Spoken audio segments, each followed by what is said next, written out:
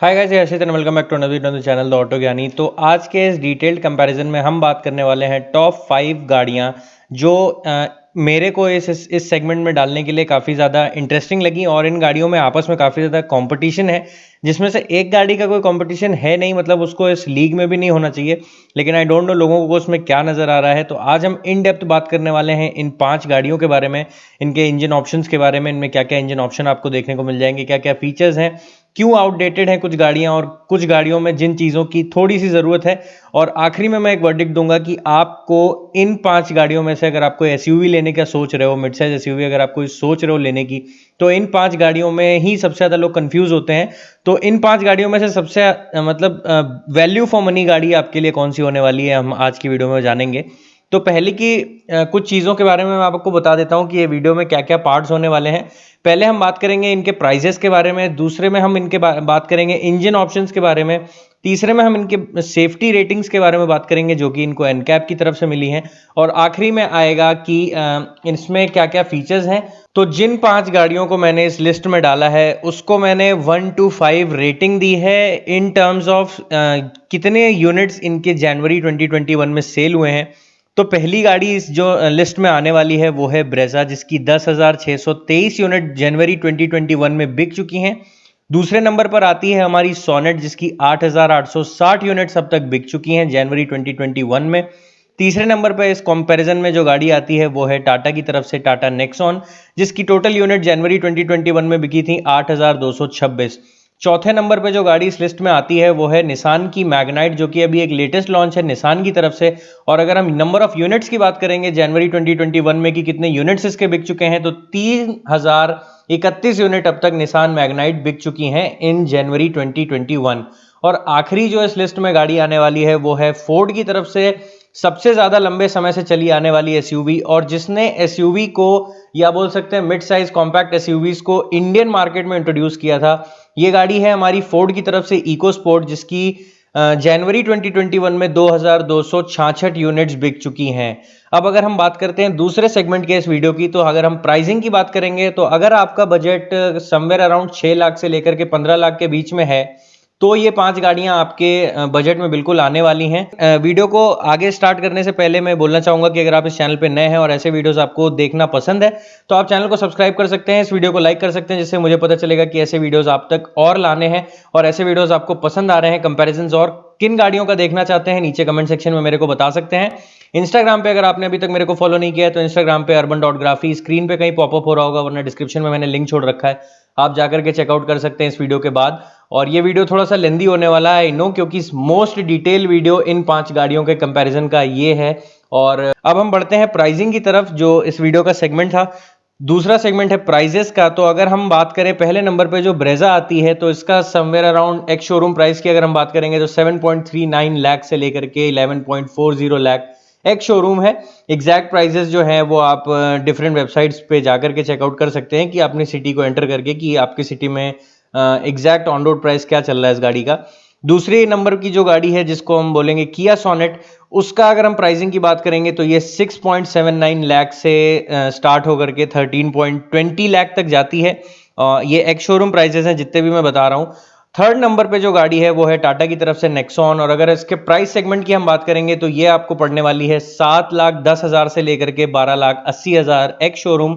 और ये जितना भी एक्स शोरूम प्राइसेस है ये दिल्ली के एक्स शोरूम प्राइसेस है। और चौथे नंबर पे जो गाड़ी है निसान मैग्नाइट, तो निसान की अगर हम बात करें तो ये सबसे कम प्राइस में आने वाली सब कॉम्पैक्ट एसयूवी है। और इसका अगर हम बात करेंगे प्राइस की तो ये 5.48 लाख से स्टार्ट होकर के 9.59 लाख तक जाएगी एक्स शोरूम, मतलब एक्स शोरूम भी इसका 10 लाख पार नहीं कर रहा है। फिफ्थ गाड़ी की अगर हम बात करेंगे, जो लास्ट गाड़ी है जिसका मैंने अभी लेटेस्ट में एक रिव्यू किया था, 2021 फोर्ड इको स्पोर्ट, आप जाकर के चैनल पर चेकआउट कर सकते हैं। अगर इसके हम प्राइजेस की बात करेंगे तो ये 8 लाख से स्टार्ट होकर के 11.50 लाख तक जाती हैं।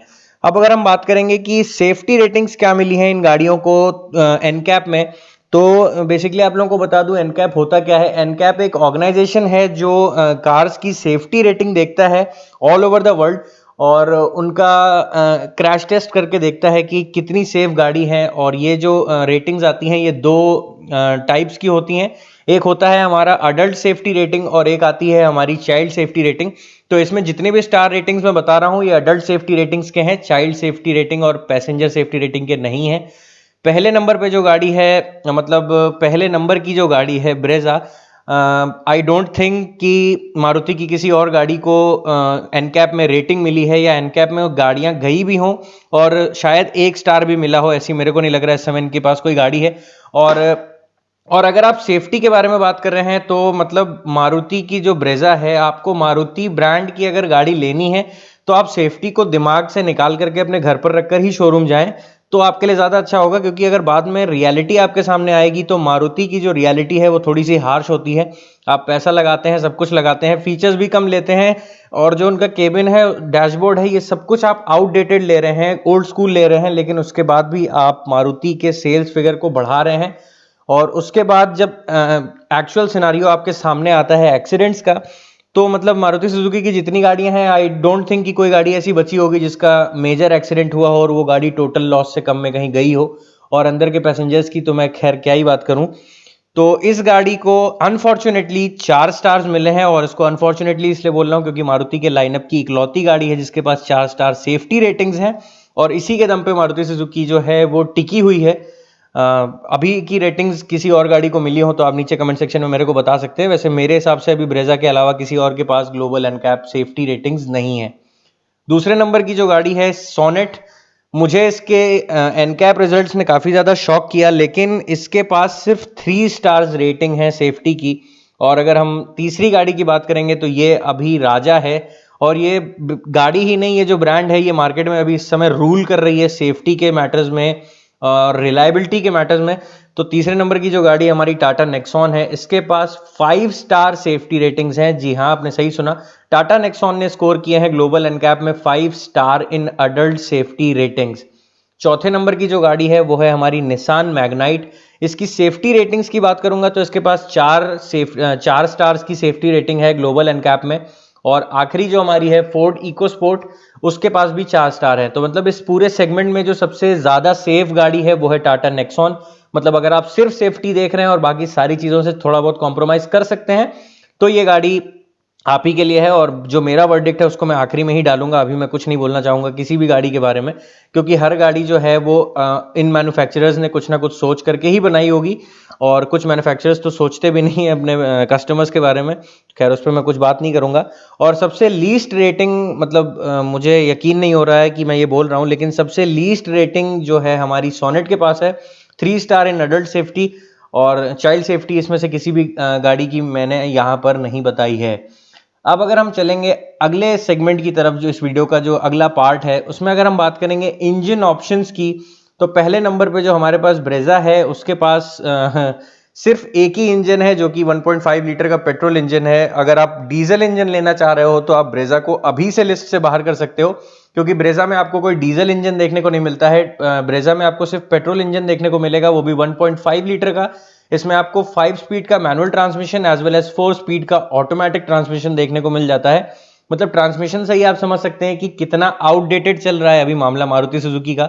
और पावर और टॉर्क फिगर्स की अगर हम बात करेंगे तो जो पावर जनरेशन है इसका वो 104 bhp दोनों इंजन, मतलब दोनों ट्रांसमिशन पे है, और टॉर्क जनरेशन जो है वो 138 न्यूटन मीटर का टॉर्क है।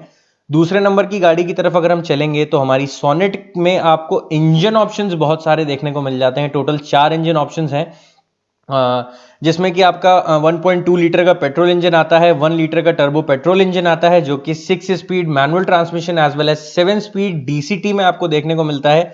डीजल इंजन की अगर हम बात करेंगे तो इसमें 1.5 लीटर का डीजल इंजन आता है जो कि आपको 6 स्पीड का manual transmission as well as 6 speed का ऑटोमेटिक ट्रांसमिशन देखने को मिल जाता है। इंजन ऑप्शंस के पावर और टॉर्क फिगर की अगर हम बात करेंगे तो 1.2 लीटर पेट्रोल इंजन जो कि 5 स्पीड मैनुअल ट्रांसमिशन पे आता है, उसके पावर टॉर्क फिगर्स की अगर हम बात करेंगे तो पावर 82 bhp, और टॉर्क की अगर हम बात करेंगे तो 115 न्यूटन मीटर का टॉर्क आपको देखने को मिल जाता है। दूसरे इंजन की तरफ अगर हम चलेंगे, मतलब दूसरे इंजन ऑप्शन की तरफ अगर हम चलेंगे तो जिसमें आता है 1 लीटर का टर्बो पेट्रोल इंजन जो कि 6 स्पीड मैनुअल ट्रांसमिशन और 7 स्पीड डीसीटी पे है।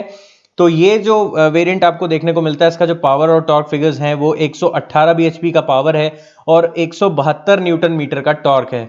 अब अगर हम चलेंगे 1.5 लीटर के 6 speed manual transmission diesel engine की तरफ, तो इसका जो पावर जनरेशन है वो है 98 bhp, और टॉर्क फिगर्स की अगर हम बात करेंगे तो 240 न्यूटन मीटर का टॉर्क जनरेट करके आपको देगा।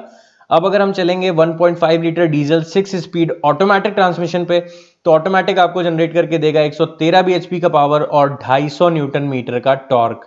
तीसरी गाड़ी की तरफ चलेंगे अगर, तो इस गाड़ी के बारे में इस चैनल पे बहुत ज़्यादा वीडियोस हैं ऑलरेडी, हर वेरिएंट हर कलर मैंने कवर कर रखा है, automatic as well as manual दोनों का ड्राइव इंप्रेशन भी चैनल पे आपको देखने को मिल जाएगा। तीसरी गाड़ी आप समझ गए होंगे, टाटा की तरफ से जो नेक्सॉन आती है, इसमें आपको दो इंजन ऑप्शन देखने को मिल जाते हैं। एक 1.2 लीटर का पेट्रोल इंजन है जो कि टर्बो पेट्रोल इंजन है, और एक जो इनका 1.5 लीटर का टर्बो पेट्रोल इंजन है वो डीजल में आपको देखने को मिल जाता है। तो मतलब अगर आप सोनेट भी देख रहे थे या नेक्सॉन भी देख रहे थे, तो अभी तक जो तीनों गाड़ियां मैंने बताई हैं उसमें डीजल जो है वो बाकी गाड़ियों में है, लेकिन ब्रेजा में आपको कोई डीजल इंजन देखने को नहीं मिलेगा। पावर और टॉर्क फिगर्स की अगर हम बात करें तो आपको नेक्सॉन पेट्रोल 1.2 में 6 स्पीड का मैनुअल ट्रांसमिशन और एएमटी दोनों देखने को मिल जाता है। पावर और टॉर्क फिगर्स की अगर हम बात करेंगे तो 118 bhp का पावर और 170 न्यूटन मीटर का टॉर्क आपको जनरेट करके देगा इसका 1.2 लीटर टर्बो पेट्रोल इंजन। अगर हम बात करेंगे 1.5 लीटर के टर्बो डीजल इंजन की, तो ये आपको 6 स्पीड मैनुअल ट्रांसमिशन और 6 स्पीड एएमटी दोनों में देखने को मिल जाता है। और पावर टॉर्क फिगर्स की अगर हम बात करेंगे तो 108 bhp का पावर और 260 न्यूटन मीटर का टॉर्क ये इंजन आपको जनरेट करके देने वाला है। चौथे नंबर की जो गाड़ी है निसान की तरफ से जो लेटेस्ट लॉन्च हुआ है मैग्नाइट। अगर हम मैग्नाइट की बात करेंगे तो मैग्नाइट में आपको 3 इंजन देखने को मिल जाते हैं बेसिकली। 1 लीटर का नॉर्मल पेट्रोल इंजन आपको देखने को मिलता है, 1 लीटर का एक टर्बो पेट्रोल इंजन भी इनके पास है, और एक आपका 1 लीटर का टर्बो पेट्रोल सीवीटी पे आता है। अब अगर हम पावर टॉप फिगर्स की बात करेंगे तो जो इसका नॉर्मल 1 लीटर का जो पेट्रोल इंजन है वो आपको जनरेट करके देता है 71 bhp of power and 96 newton metre of torque. और अगर हम इसके 1 लीटर के टर्बो पेट्रोल इंजन की बात करेंगे तो वो आपको जनरेट करके देगा 98 bhp of power and 160 newton metre of torque. और ये दोनों इंजन आपको सिर्फ 5 स्पीड मैनुअल ट्रांसमिशन में देखने को मिल जाते हैं। अगर आपको सीवीटी चाहिए तो यहाँ पर आपको 1 लीटर का टर्बो पेट्रोल सीवीटी देखने को मिलता है जो जनरेट करके देगा आपको 98 bhp of power and 152 newton metre of torque. आखिरी गाड़ी की तरफ अगर हम चलें इंजन ऑप्शंस की बात करने, तो आखिरी गाड़ी इस लिस्ट में आती है फोर्ड की तरफ से इको स्पोर्ट। इसमें आपको 2 इंजन देखने को मिल जाते हैं, एक इनका 1.5 लीटर का पेट्रोल इंजन और एक आता है इनके पास 1.5 लीटर का डीजल इंजन। पावर और टॉर्क फिगर्स की बात करें उससे पहले मैं ट्रांसमिशन की बात कर लेता हूं। तो जो इसका 1.5 लीटर का पेट्रोल इंजन है इसमें आपको 5 स्पीड का मैनुअल ट्रांसमिशन और 6 स्पीड का ऑटोमेटिक ट्रांसमिशन देखने को मिल जाता है। और दूसरी तरफ अगर हम डीजल इंजन की बात करेंगे तो जो इनका 1.5 लीटर का डीजल इंजन है उसमें आपको सिर्फ 5 स्पीड का मैनुअल ट्रांसमिशन देखने को मिलेगा। डीजल में आपको कोई ऑटोमेटिक देखने को नहीं मिलता है। और अगर आप इंटीरियर्स में मैं बात करूंगा उस पर, अभी स्किप करता हूं इस चीज को, अभी अचानक से दिमाग में आई तो मुझे याद आया। अब अगर हम पावर टॉर्क फिगर्स की बात कर लेंगे तो जो इनका 1.5 लीटर का पेट्रोल इंजन है वो जनरेट करके देता है 120 bhp of power and 149 newton metre of torque. और अगर हम डीजल इंजन की बात करेंगे तो डीजल इंजन इनका जो है वो 98 bhp of power and 215 newton metre of torque, मतलब 98 bhp का पावर और 215 न्यूटन मीटर का टॉर्क आपको जनरेट करके देगा 1.5 लीटर फोर्ड इको स्पोर्ट का डीजल इंजन, जो कि सिर्फ मैनुअल ट्रांसमिशन में है, आपको ऑटोमेटिक देखने को नहीं मिलता है। अब अगर हम चलें टायर साइज के बारे में थोड़ी सी बात कर लें तो मैग्नाइट में आपको मिलती है 195/60 R16 के एलॉय व्हील्स। और अगर हम बाकी गाड़ियों की बात करेंगे तो इसमें आपको जो सोनेट हो गई, नेक्सॉन हो गई और ब्रेजा हो गई, इसमें आपको 215/60 R16 के टायर्स प्रोफाइल देखने को मिलते हैं। इको स्पोर्ट की अगर हम बात करेंगे तो इसमें आपको 17 इंच का एलॉय व्हील देखने को मिलता है और जो टायर प्रोफाइल है वो 205/50 R17 इंचेस का एलॉय व्हील देखने को मिल जाता है। और अगर हम बात करेंगे कि स्पेयर टायर, तो स्पेयर में आपको सिर्फ इको स्पोर्ट जो है वो आपको एलॉय व्हील प्रेफर करती है ऑन बोर्ड, लेकिन मतलब जो आपको इको स्पोर्ट है वो आपको ऑन बोर्ड देती है टाइटेनियम प्लस वेरिएंट में। और इससे भी नीचे अगर आप टाइटेनियम भी ले रहे हैं, टाइटेनियम प्लस हालांकि अब बंद कर दिया गया है, टाइटेनियम स्पोर्ट्स आता है, टाइटेनियम वेरिएंट अगर आप ले रहे हैं तो उसमें भी आपको एलॉय व्हील देखने को मिलता है स्पेयर व्हील में। और 17 इंच का सेम साइज का जो है वो आपको स्पेयर व्हील देखने को मिलता है। नेक्सॉन में भी आपको सेम साइज का स्पेयर व्हील देखने को मिलता है, हालांकि वो एलॉय व्हील नहीं होता है, वो स्टील व्हील होता है। तो ये तो हो गई आपका इंजन ऑप्शंस, टायर की बात। अब अगर हम चलेंगे इंटीरियर के बारे में, जिसका आदमी सबसे ज्यादा सोच करके पैसे देता है, तो अगर हम बात करेंगे पहले इंफोटेनमेंट की, अगर हम बात कर लें, साइजेस की बात नहीं कर रहा हूं, स्पीकर ऑप्शंस की बात कर रहा हूं कि आपको कितने स्पीकर्स देखने को मिलते हैं। तो पहली गाड़ी जो है हमारी ब्रेजा, उसमें आपको 6 स्पीकर्स देखने को मिलते हैं, जिसकी ऑडियो क्वालिटी ओके ओके है, मतलब बहुत ही ज्यादा अच्छी भी नहीं बोलेंगे और बहुत ही ज्यादा खराब भी नहीं बोलेंगे। कंपनी फिटेड स्पीकर्स हैं, तो नो डाउट कंपनी ने जो अपने प्रोडक्ट में डाला होगा वो कुछ सोच के ही डाला होगा। दूसरी गाड़ी की अगर हम बात करेंगे तो जो सोनेट है उसमें आपको 7 स्पीकर्स का अरेंजमेंट देखने को मिल जाता है। तीसरी तरफ अगर हम बात करेंगे तीसरी गाड़ी की, नेक्सॉन में आपको 4 स्पीकर 4 ट्विटर मिलते हैं बाय हरमन, और ये टोटल हो गए 8 स्पीकर। और चौथी गाड़ी जो है हमारी मैग्नाइट, मैग्नाइट में आपको 6 स्पीकर्स देखने को मिल जाते हैं ऑन बोर्ड। फिफ्थ गाड़ी जो है हमारी लिस्ट में वो है फोर्ड की तरफ से इको स्पोर्ट, जिसमें आपको मिलते हैं 6 स्पीकर ऑप्शंस। अब अगर हम बात करेंगे इंटीरियर की, तो पहली गाड़ी को हम लेकर के आते हैं इस लिस्ट की, ब्रेजा में। आपको कोई भी, अगर आप सोच रहे हो कि आज की डेट के हिसाब से या आज की मार्केट के हिसाब से आप देख रहे हैं कि कितने फीचर्स हर गाड़ी लोड करके दे रही है, मतलब सिर्फ उसको ऑटोमेटेड नहीं बनाया, बाकी हर कंपनी कुछ ना कुछ उसमें डालना चाह रही है। तो ब्रेजा में अगर आप कुछ इंटीरियर आज की मार्केट से टक्कर लेने की, या अगर आप अपने यार दोस्तों में चैलेंज रखना चाह रहे थे कि भाई अब किसकी गाड़ी का इंटीरियर सबसे अच्छा है, तो मुझे दुख के साथ कहना पड़ रहा है कि अगर आपने ब्रेजा लेने की सोच रहे हैं या ब्रेजा बुक भी करा दी है, तो अभी भी मतलब आपके पास ऑप्शन है। लेकिन अगर आप ब्रेजा ले चुके हैं तो आपको इंटीरियर केबिन आपने देख ही लिया होगा, और अगर आप लेने का मन बना रहे हैं तो मैं आपको बता दूं कि उसके इंटीरियर में कोई भी चेंजेस नहीं है। वही सिंपल जो एक सिंपल काइंड ऑफ टैबलेट, जैसे पहले हम लोगों को टैबलेट वगैरह देखने को मिल जाती थी बहुत ही किसी भी लोकल कंपनी की, उस टाइप का उसका इंफोटेनमेंट लगता है। कोई कलर नहीं है, कुछ मतलब इनोवेशन है ही नहीं इस गाड़ी के इंटीरियर में कि कुछ क्रिएटिव बनाया हो केबिन को। बस जैसे सिंपल बेसिक चीजें, एसी वेंट्स डाल दिए, स्पीकर डाल दिए, और आपके ग्लब बॉक्स डाल दिए। ग्लब बॉक्स हालांकि जो ऊपर वाला है वो कूल्ड है, नीचे वाला नॉर्मल है ग्लब बॉक्स है। 2 ग्लब बॉक्स आपको देखने को मिल जाते हैं। ऊपर वाले ग्लब बॉक्स में जो स्टोरेज है वो सिर्फ 1 बॉटल आपकी आ सकती है 1 लीटर वाली। और बात करेंगे तो मतलब स्टेयरिंग से लेकर के इनका जो इंस्ट्रूमेंट क्लस्टर हो गया या इंफोटेनमेंट हो गया, एसी वेंट्स हो गए, गियर लीवर हो गया, ये सब बिल्कुल बेसिक है। अगर आप यही गाड़ी ले रहे होते 2016 में, 2017 में, 2018 तक में भी अगर आप ये गाड़ी ले रहे होते, 19 में भी जिन लोगों ने गाड़ी ली है उनके लिए भी ठीक थी, क्योंकि उस समय मार्केट में इतना कंपटीशन नहीं था। लेकिन 2021 में अगर आप ब्रेजा सोच रहे हैं और इंटीरियर्स के साथ कॉम्प्रोमाइज कर रहे हैं इतना पैसा लगाने के बाद भी, तो मेरी तरफ से ब्रेजा को आप लिस्ट से अभी भी बाहर कर सकते हैं। हालांकि बहुत लोगों की चॉइस होती है, ऐसे ही 10,000 प्लस यूनिट नहीं बिकी हैं, कुछ ना कुछ लोग देखते ही होंगे इस गाड़ी में। अब पता नहीं, अब कुछ लोगों के अंदर तो मेंटालिटी है कि अगर एक गाड़ी घर में चली आ रही है मारुति की, तो मारुति ही लेनी है, किसी और ब्रांड को हम चांस भी नहीं देंगे या किसी और ब्रांड की तरफ हम देखेंगे भी नहीं। तो इसमें कुछ फीचर्स के नाम पे आपको कुछ वाव नहीं देखने को मिलता है, बिल्कुल बेसिक सी गाड़ी है। अगर आपने बेसिक गाड़ी लेनी है जिसमें एक इंजन हो, एक आपको गियर लीवर लगा हो, एक स्टीयरिंग हो, तो बस आपके लिए इतना है। अगर आप इतने से खुश हैं तो ये गाड़ी आपके लिए है।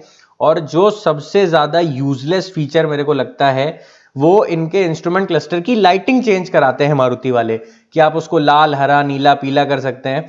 तो भाई लाल, हरा, नीला, पीला आज की डेट में कोई नहीं कर रहा। आज की डेट में लोग डिजिटल इंस्ट्रूमेंट क्लस्टर के साथ आ गए हैं, और कई चीजों के साथ टायर मॉनिटरिंग सिस्टम और पता नहीं क्या क्या चीजें आ गई हैं गाड़ियों में, और आप अभी भी नॉब घुमा करके कलर चेंज करा रहे हो। आई डोंट नो कि ये गाड़ी बिक क्यों रही है, और मैं इस पर कुछ बोलूंगा नहीं। सेकंड नंबर की अगर हम बात करेंगे तो सेकंड नंबर पे आती है सोनेट, जिसमें आपको फीचर्स भर भर के मिलेंगे। प्रीमियम केबिन है, मारुति की तरह आपको चीप बिल्ड क्वालिटी नहीं देखने को मिलेगी जो इनकी ब्रेजा में चीप प्लास्टिक देखने को मिलता है। अगर आप उसको उंगली से ठोकेंगे तो वो खट खट की आवाज आती है बिल्कुल। और डोर शट भी जो है वो उतना हैवी डोर शट आपको देखने को नहीं मिलेगा। हाँ, मैं मानता हूं अभी लोग नीचे कमेंट करेंगे कि भैया प्रीमियम नहीं है तो ठीक है, मेंटेनेंस सस्ता है और ये सब सस्ता है। तो भैया मेंटेलिटी आपने अपने दिमाग में बना रखी है, आप ही को ये शोभा देगी। लेकिन अगर आपकी आंखें खुल गई हों, या अगर आप और गाड़ियों को देख रहे हो मार्केट में, तो अभी आपकी आंखें खुल जानी चाहिए। अगर अभी भी आप आंखों पे पट्टी बांध के मारुति में जाकर के ब्रेजा खरीद रहे हैं इस बजट को लगाने के बाद, तो पता नहीं आपके दिमाग में क्या चल रहा है।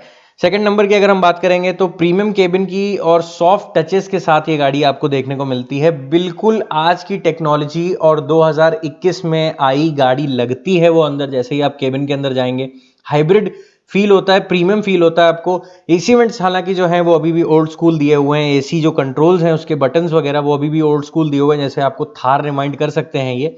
और इसमें आपको एलईडी हेडलैम्प्स देखने को मिल जाते हैं, कनेक्टेड कार फीचर देखने को मिलता है, 10 इंच का इंफोटेनमेंट सिस्टम देखने को मिल जाता है, एयर प्यूरिफायर अंदर में आपको देखने को मिलेगा, वायरलेस चार्जिंग आती है, वेंटिलेटेड सीट्स आती हैं, और भी कई फीचर्स हैं। बूट स्पेस की अगर हम बात करेंगे तो सबसे ज़्यादा बूट स्पेस ऑफर करती है हमारी सोनेट। 392 लीटर्स का बूट स्पेस आपको देखने को मिल जाता है। तीसरी गाड़ी की तरफ अगर हम चलेंगे तो ये है नेक्सॉन। और नेक्सॉन आप बात मानिए, मैंने दोनों गाड़ियों का रिव्यू कर रखा है, पुरानी वाली का भी और जो अभी फेसलिफ्ट आया इनका वो भी। फेसलिफ्ट के बाद ये गाड़ी ने बिल्कुल अपना रूप जो है वो बदल लिया है। बिल्ड क्वालिटी अचानक से इन्हांस हुई है इस गाड़ी की। और मतलब अब जब आप टाटा के केबिन में बैठते हो तो आपको लगता है कि हाँ, एक मतलब प्रीमियम केबिन में आप, मतलब मेड इन इंडिया होने के बाद भी प्रीमियम गाड़ी में आप बैठे हुए हैं। 5 स्टार की सेफ्टी रेटिंग है, तो मतलब सेफ्टी के मामले में तो कुछ बोलना ही नहीं है इस गाड़ी को।